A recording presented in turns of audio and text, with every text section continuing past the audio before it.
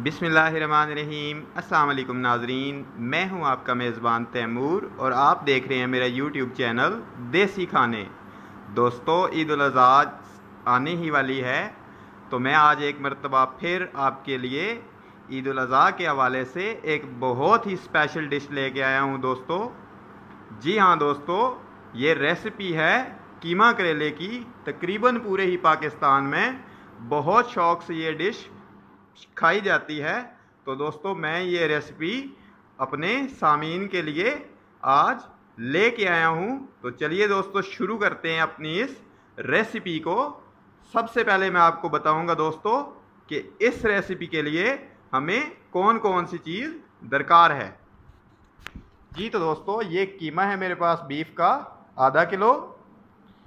टमाटर हैं दोस्तों मेरे पास 1 पाव।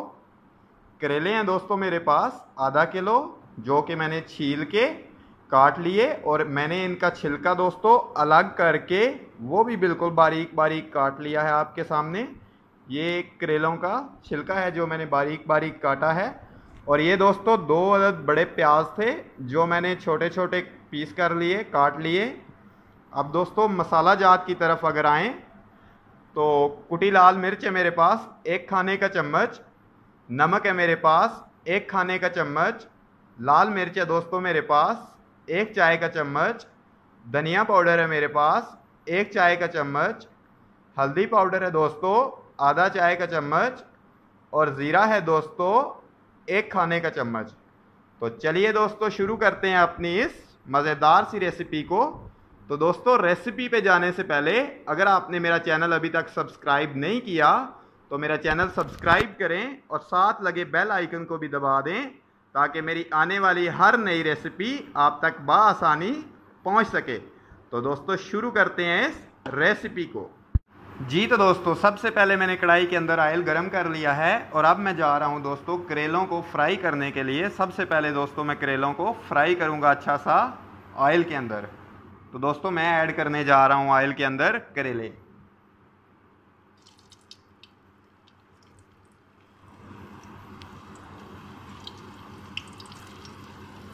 ऑयल को आपने दोस्तों गरम कर लेना है और करेलों को डीप फ्राई करना है आपने।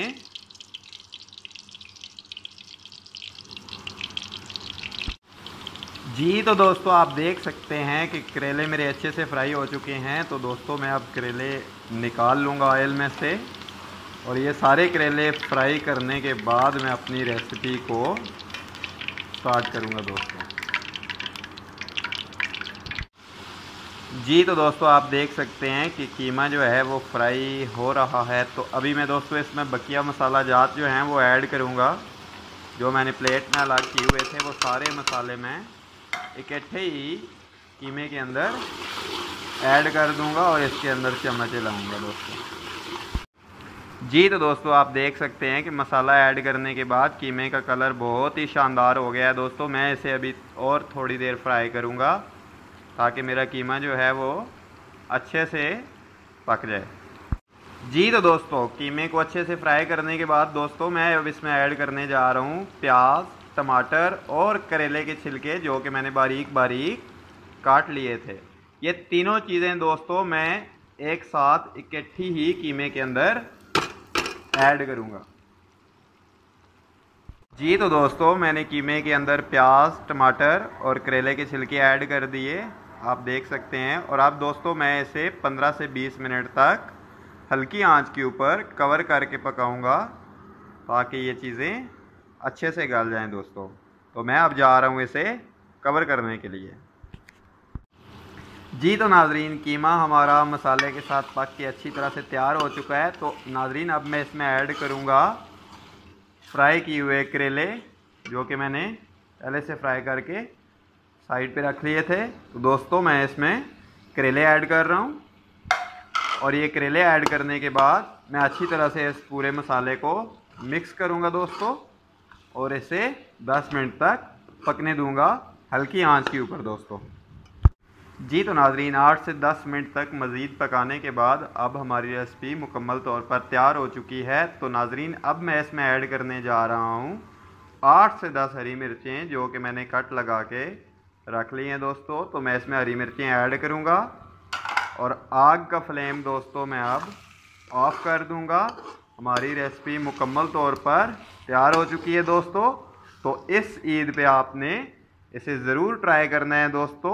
तो अगली रेसिपी तक दें मुझे इजाज़त। अल्लाह हाफिज़।